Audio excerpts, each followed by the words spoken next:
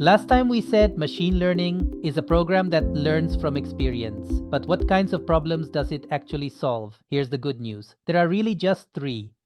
Kind one, a yes or no answer. Is this email spam? Yes or no. Is there a person at the door? Yes or no. The answer is one label out of a few. True or false, 0 or 1. We call this classification.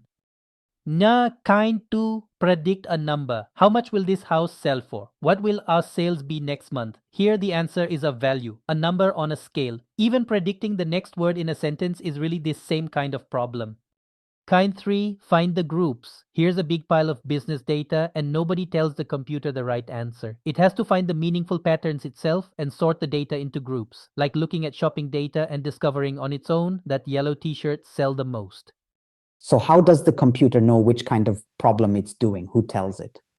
Good question. For the first two, yes or no and predict a number, we teach it with examples where we already know the answer. We show it, this email was spam, this house sold for this much. We supervise it, so we call it supervised learning. But the third kind, finding groups, we can't hand it the answers because we don't know them yet. We just let it loose on the data and it finds the patterns on its own. No supervision, so we call it unsupervised learning. So, three kinds of problems: yes or no, predict a number, or find the groups. The moment you can spot which one you're facing, you already know how to line up the solution.